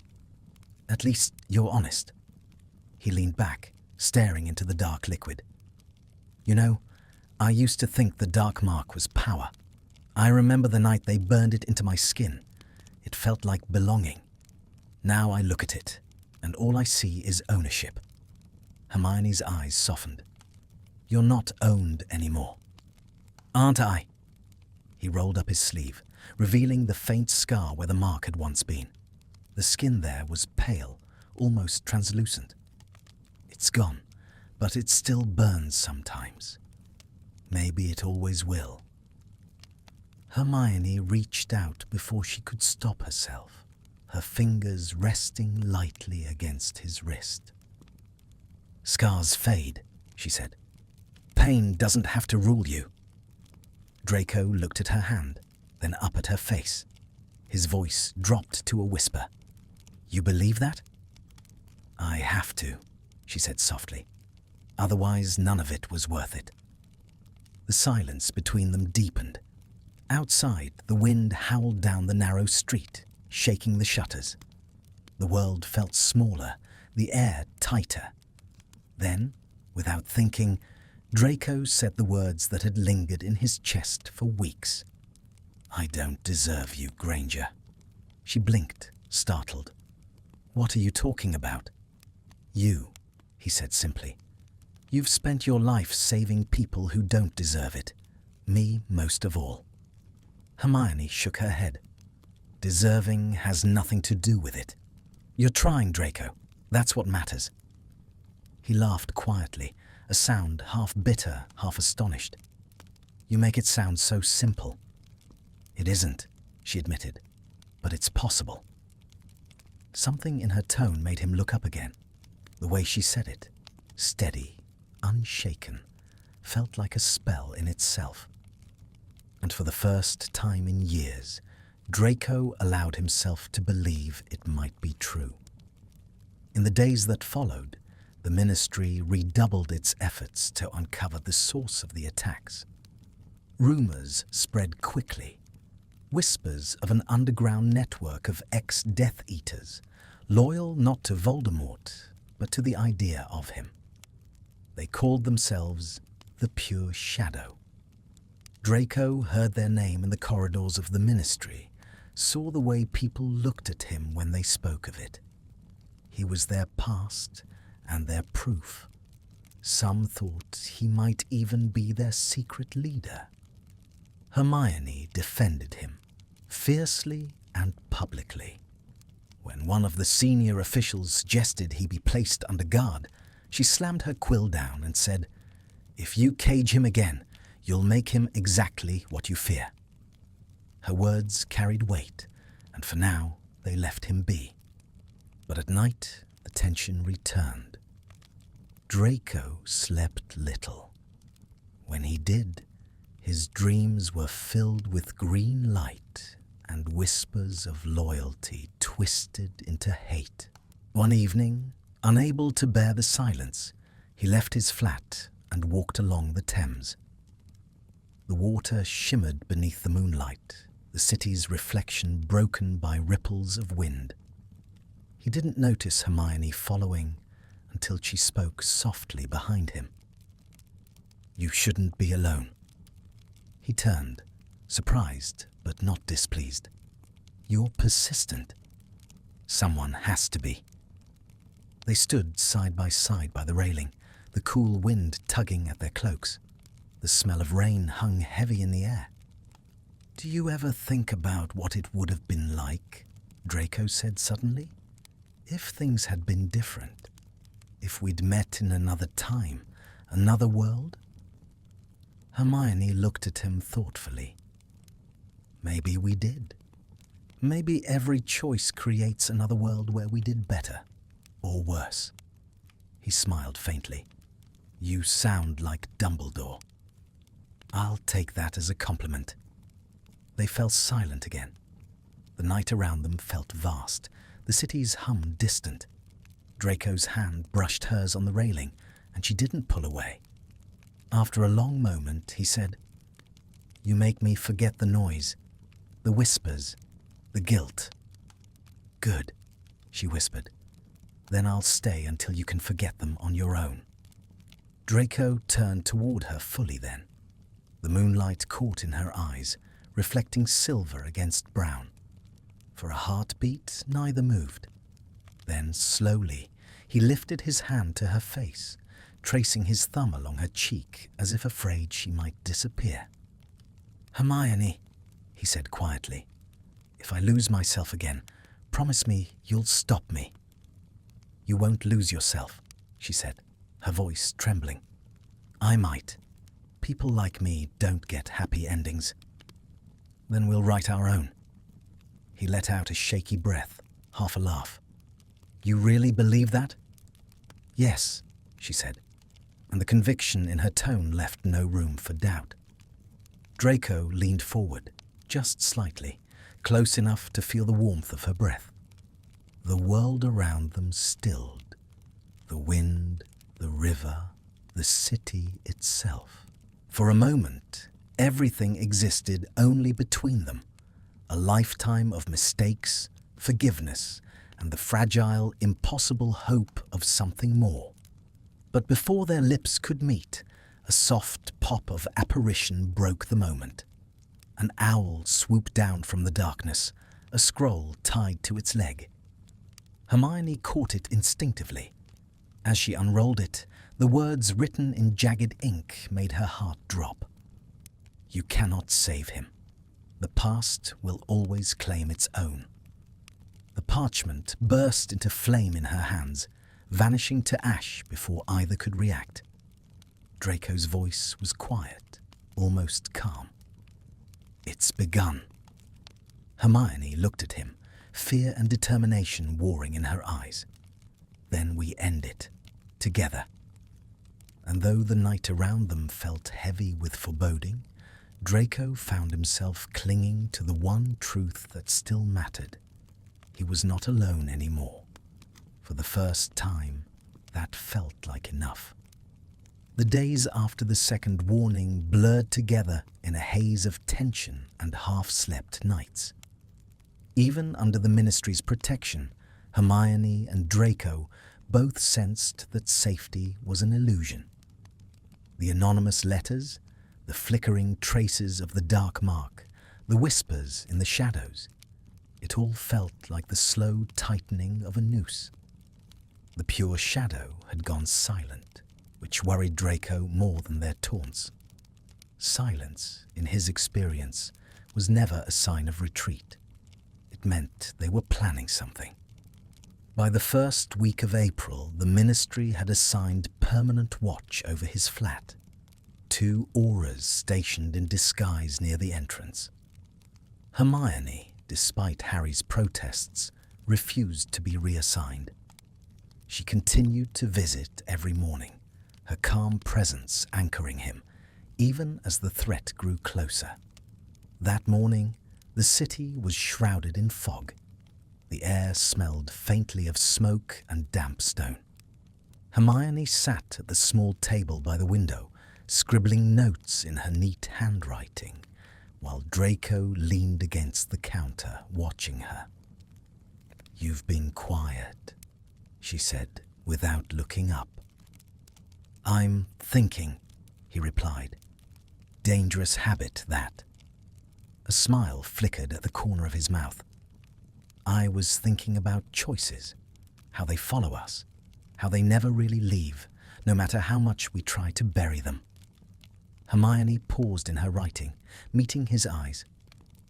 "You think that's a curse?" "I think it's justice." She closed the quill. "You're too hard on yourself." He gave a quiet laugh. "You've said that before. And I'll keep saying it until you believe it." He looked at her for a long moment, something soft and unguarded passing through his expression.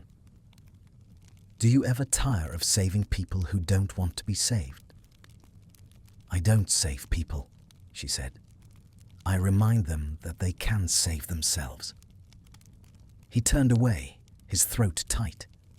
"That's what terrifies me, Hermione, that I'll forget how." She rose from the table, walking toward him. "Then I'll remind you." The words hung between them, simple and powerful. For a heartbeat, Draco thought he might kiss her, thought he might finally cross the fragile line that had held them apart. But then, as always, reality intruded. A knock sounded at the door, sharp, hurried. Hermione's wand was in her hand instantly.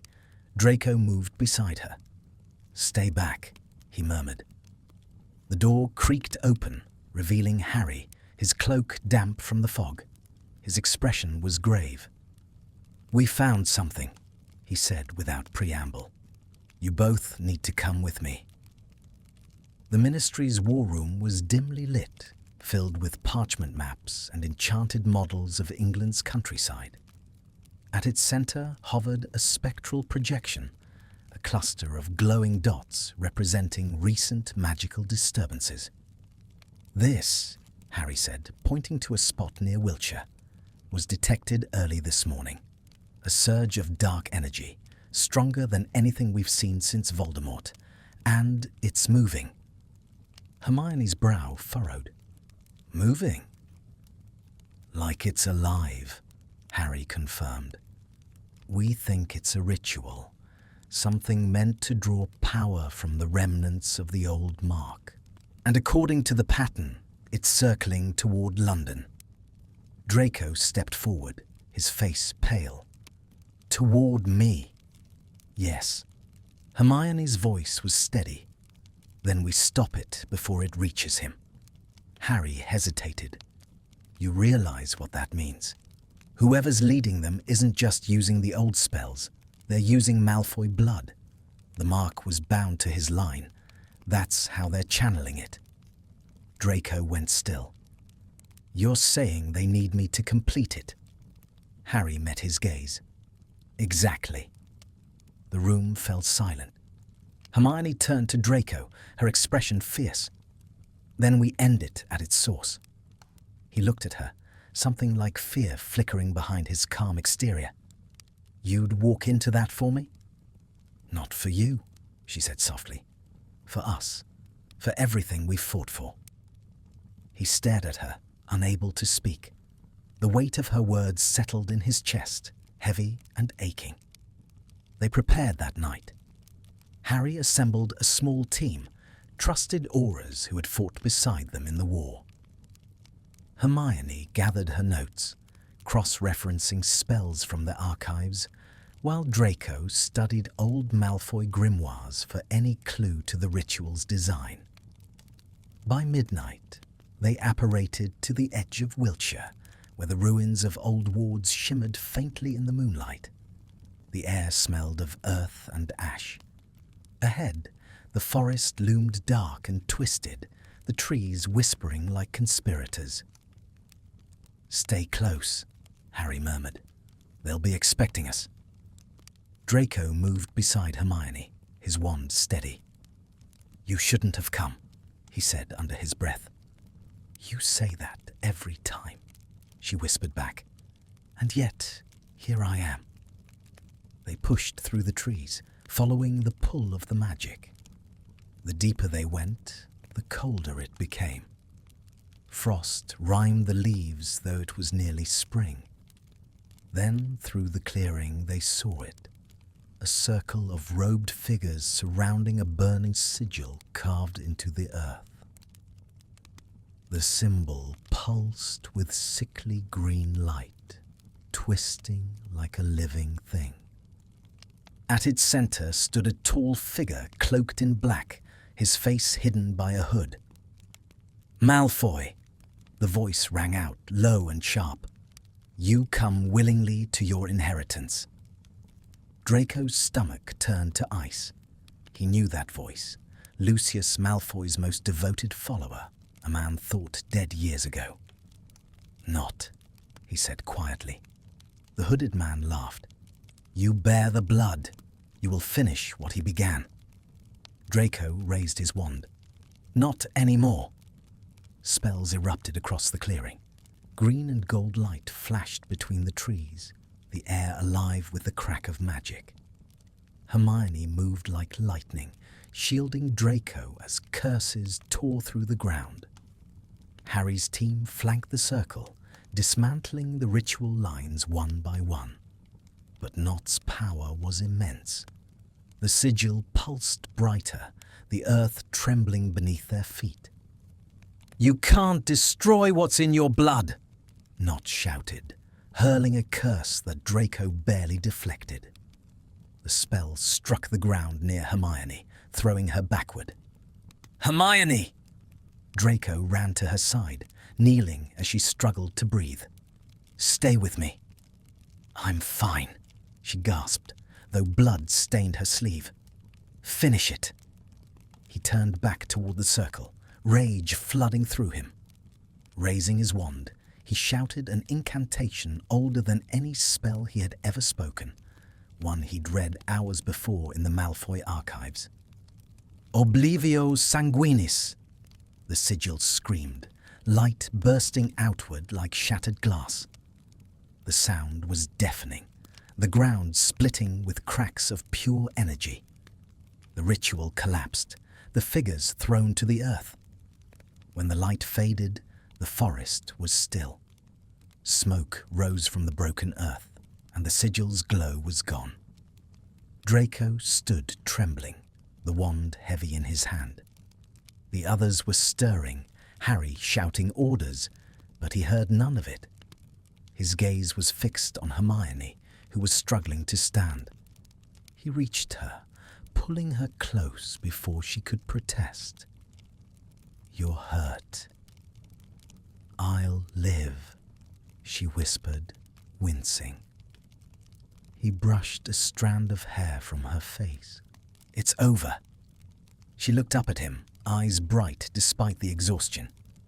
"You did it." He gave a faint, disbelieving laugh. "No, we did."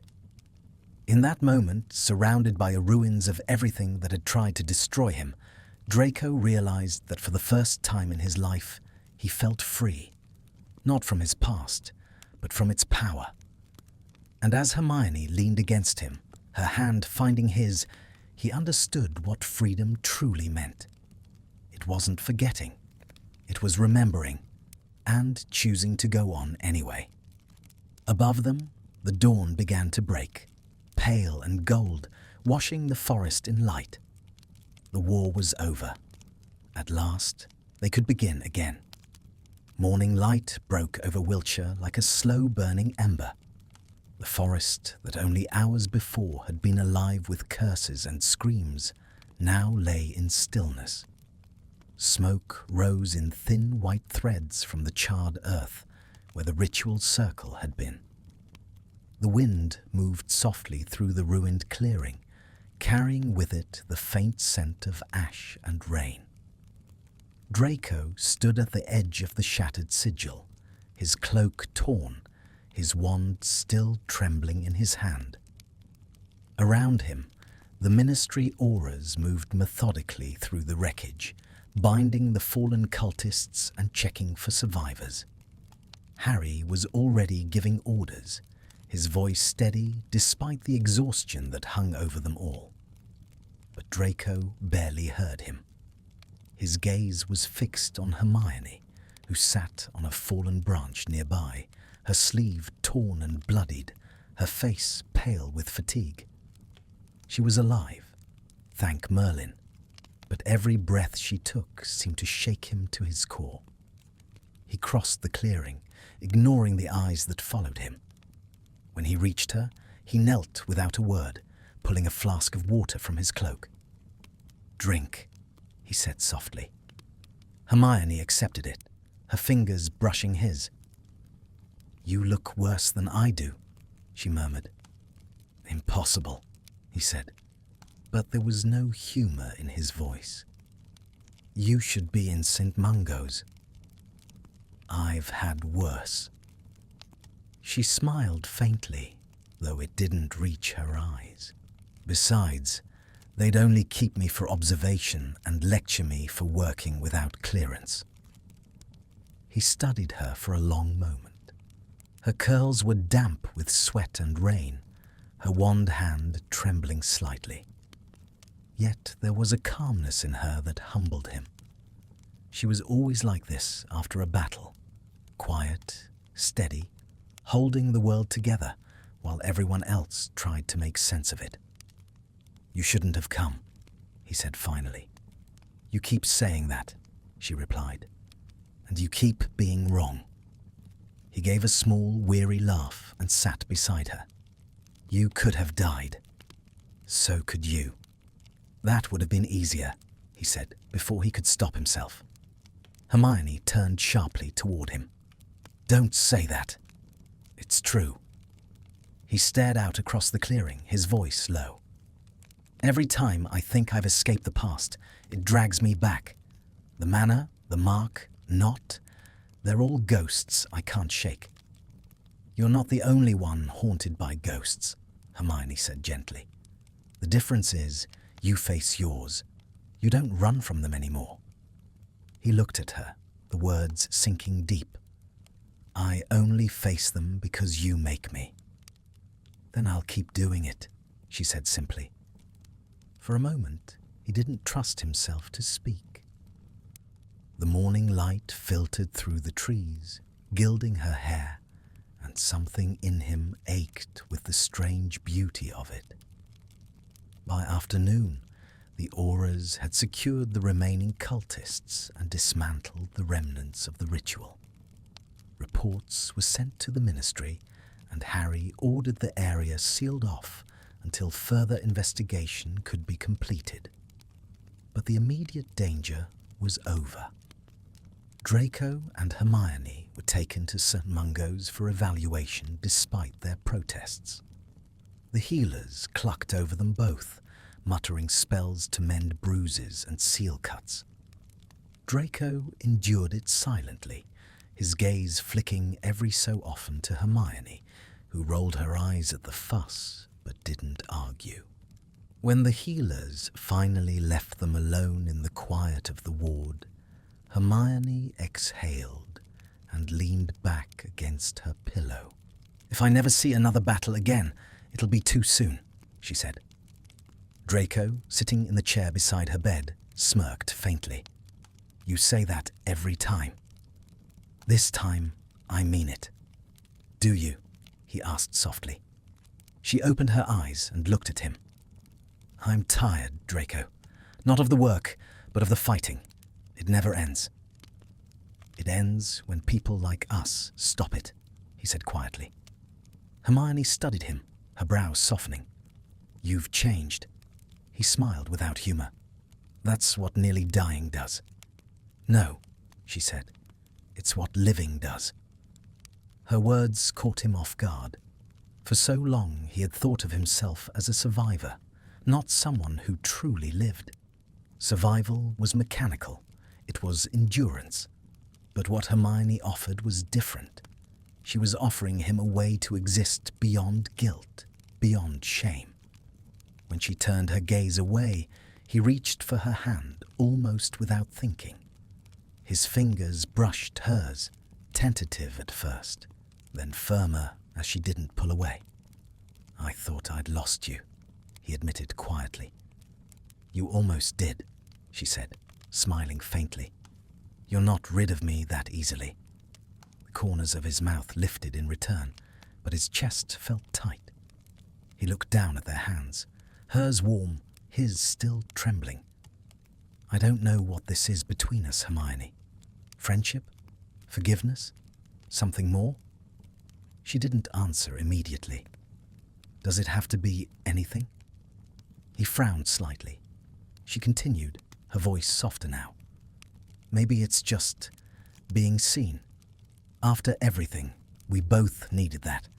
To be seen by someone who remembers and doesn't turn away." Draco sat in silence, the truth of her words settling into him like light into dark water. Weeks passed. Spring deepened into full bloom, and the world began to heal around them. The ministry restored order, dismantling what remained of the pure shadow. Not and his followers were sentenced to life in Azkaban, their dark magic sealed. Draco was cleared of suspicion, though whispers lingered wherever he went. He didn't care. He had expected no forgiveness from the world, and yet, somehow, he had found something far more valuable: Hermione's faith. He visited her often once she returned home. They would walk through the quiet streets of London, talking about everything and nothing. Sometimes they argued, sometimes they fell into comfortable silence. He began to notice the way she laughed more easily now, and how the tension in her shoulders seemed to ease when he was near. One evening, as the sun dipped low over the city, they stood on the bridge overlooking the Thames. The water shimmered gold beneath them, rippling in the wind. Hermione leaned against the railing, her eyes distant. "Do you ever wonder," she said softly, "why we survived when so many didn't?" "All the time," he replied. "And what do you tell yourself?" "That maybe it's not about deserving it," he said. "Maybe it's about what we do with it." She turned to him, smiling faintly. "You sound like me." "Don't tell anyone," he said, and she laughed. The sound stirred something deep within him, something fragile and bright. He wanted to hold on to it, to keep it safe from the world that had taken too much already. "Hermione," he began, his voice low. "If I could go back, if I could change everything." She shook her head gently. "You can't, and I don't want you to. We are who we are because of what we survived." He felt silent, watching the last light of day fade into twilight. When she reached out to take his hand, it felt natural, inevitable. They stood like that for a long time, the city humming quietly around them, the ghosts of their pasts finally beginning to fade. And though neither spoke the words aloud, both understood the truth that had grown between them, quietly, stubbornly, like a seed in winter. They had been enemies, then strangers, then something far more complicated. But now, at last, they were simply two people learning how to live again. The darkness had not claimed them. It never would. Summer came softly that year. The rains lifted from London, leaving the air warm and full of light. The city seemed to breathe again, its cobblestone streets glittering with morning dew and reflected sunshine. For the first time in years, Hermione Granger found herself smiling without reason. Draco Malfoy had moved out of his ministry flat and into a small townhouse on the edge of Kensington, a quiet street lined with flowering trees. It wasn't grand, not by Malfoy standards, but he seemed to prefer it that way. The walls were bare except for a few framed maps and bookshelves that Hermione had bullied him into filling. He called it unnecessary clutter, but she knew better. Books had always been her way of softening the world. She arrived one afternoon carrying a stack of them, some new, some old. Draco answered the door with his usual dry composure, though the faintest trace of amusement tugged at his mouth. "More?" he asked. "You're welcome," she replied, brushing past him.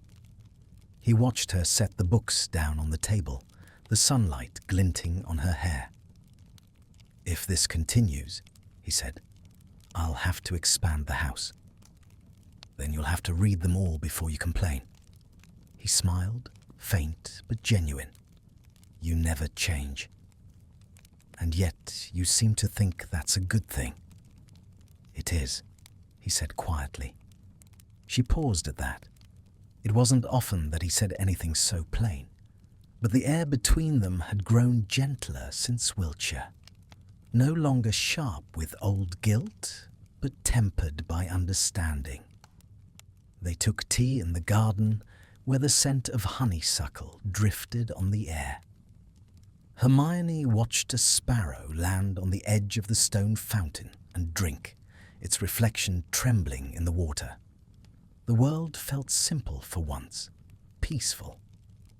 Do you ever think about leaving? She asked suddenly. Draco looked at her over his teacup. Leaving what? England, the ministry, everything.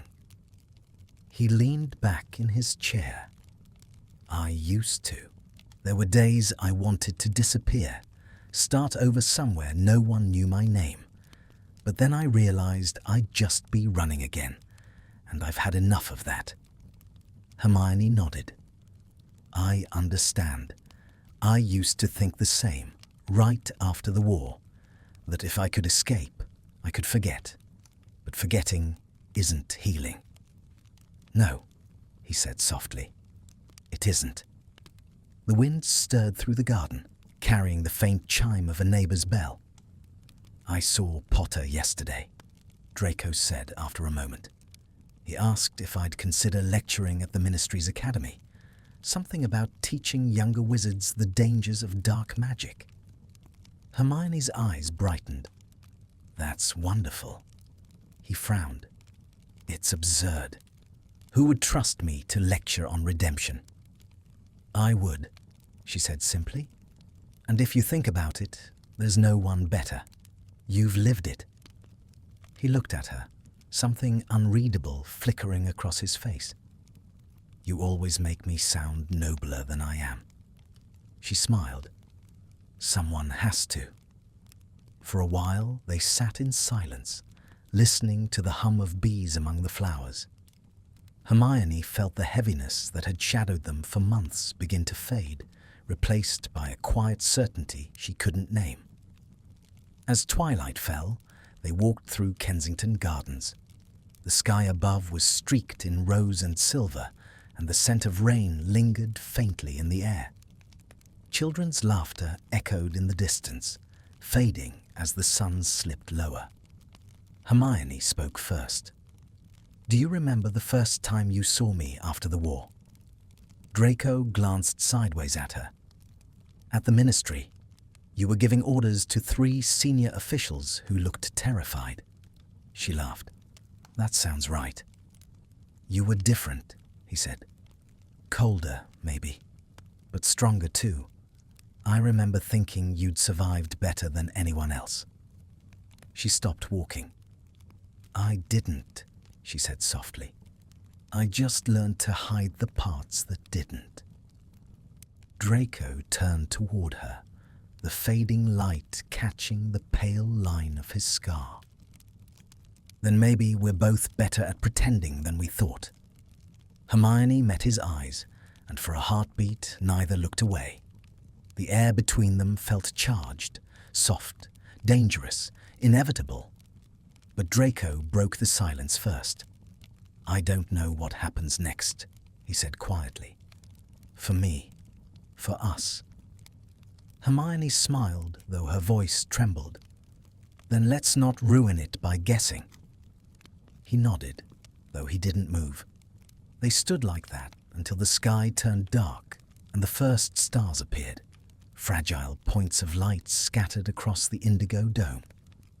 The world felt vast again, full of possibilities neither of them dared name. In the weeks that followed, Draco did accept the position at the Ministry Academy. His lectures drew curious crowds. Some came to listen, others to judge. But by the 3rd month, even the skeptics had begun to see the sincerity in his words. He spoke not as a man seeking absolution, but as one who had finally learned to live with his past. Hermione attended the first of his lectures, sitting quietly in the back. She watched as he spoke about power, temptation, and the choices that shaped a person. His voice was calm, precise. But when his eyes flicked toward her in the audience, something in them softened. Afterward, when the crowd dispersed, she found him standing by the lectern, looking thoughtful. How was I? He asked. Brilliant, she said. Infuriatingly so. He chuckled. Coming from you, that might be the highest praise possible. It is. They left the ministry together, walking through the quiet evening streets. The lamplight fell warm on the cobblestones, their footsteps echoing in time. "You know," Hermione said, "you could get used to this, being respected." Draco smiled wryly. "Let's not push our luck." "I'm serious," she insisted. "People are beginning to see you differently." He gave her a sidelong glance. "Maybe. Or maybe they're just seeing me through you." She shook her head. "No. This was you. All of it." He stopped walking then, his expression unreadable. "You make me want to believe that." "Good," she said, "because it's true." They stood beneath the lamplight, the city humming softly around them.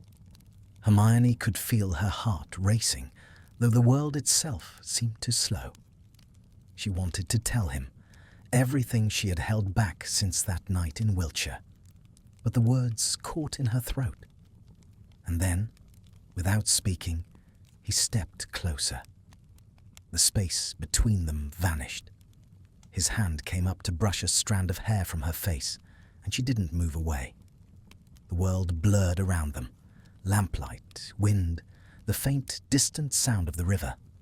And when his lips met hers, it felt like the closing of a circle long unfinished. It was not the fierce, reckless passion of youth, but something quieter, deeper, a promise born of fire and forgiveness. When they parted, Hermione's eyes shone in the golden light. "You've changed," she whispered. Draco smiled faintly. "Maybe. Or maybe I've just remembered who I wanted to be."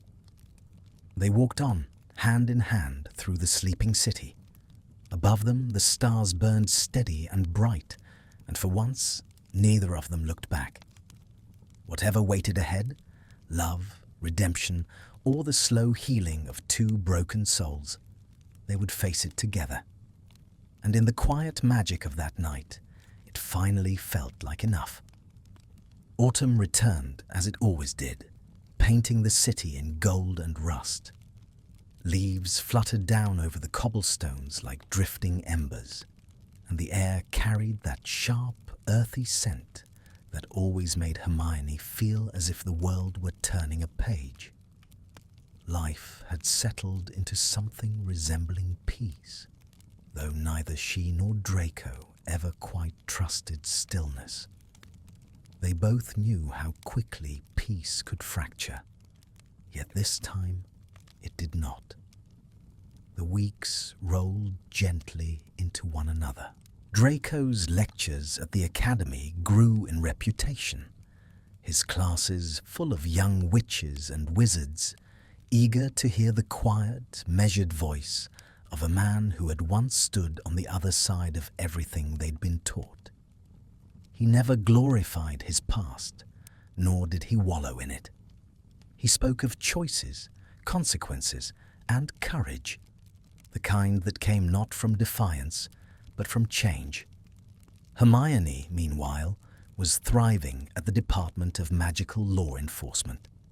Her program for reintegration had grown beyond what she'd dreamed possible.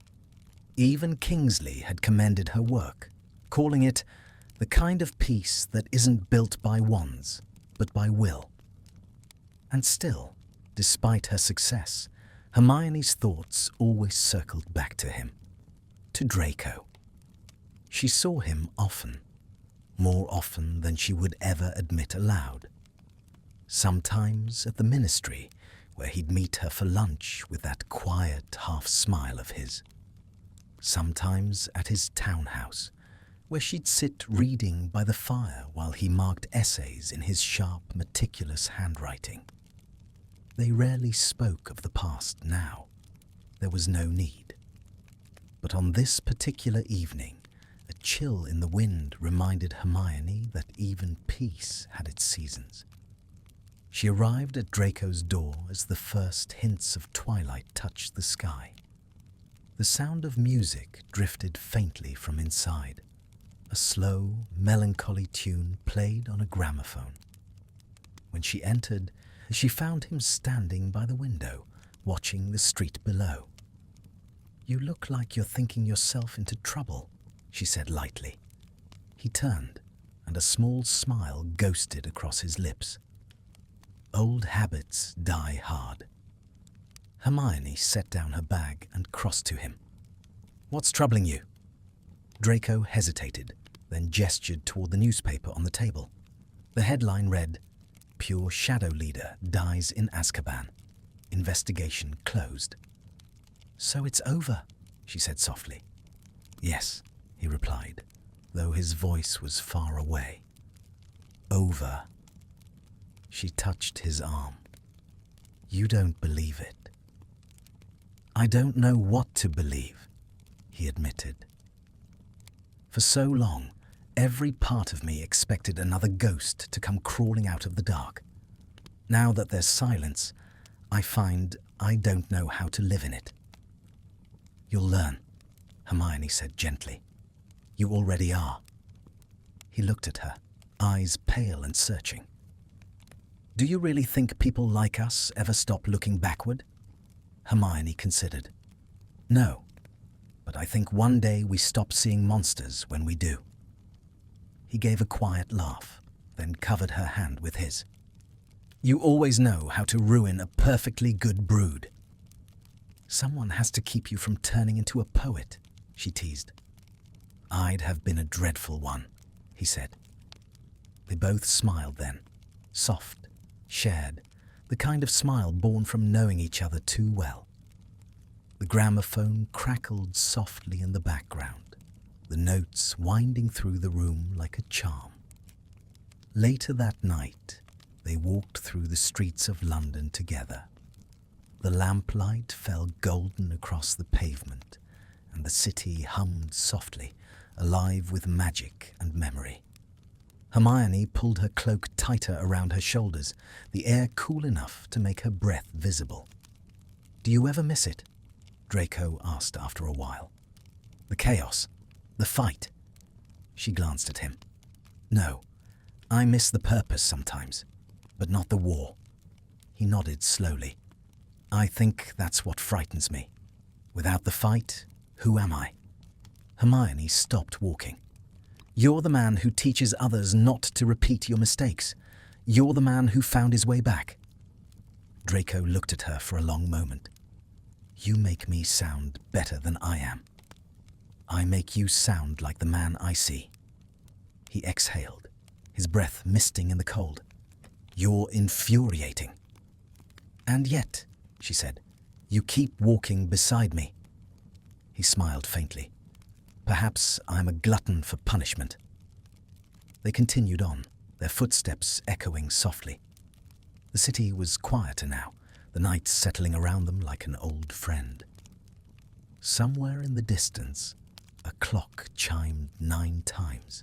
When they reached the bridge over the Thames, Hermione leaned against the railing, staring out at the water.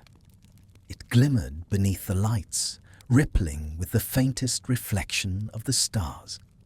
Draco joined her, his shoulder brushing hers.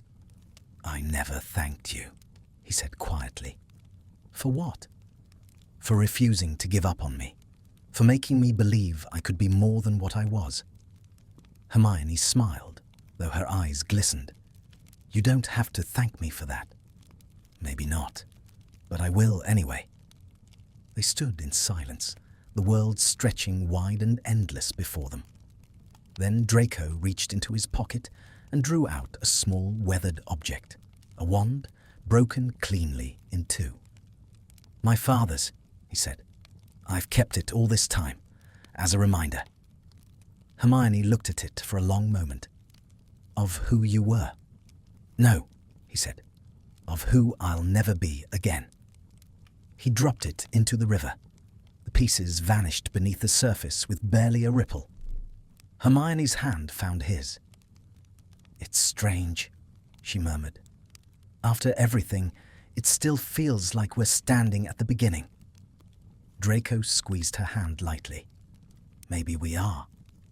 The wind picked up, tugging at their cloaks. Hermione turned to face him, her hair catching the lamplight.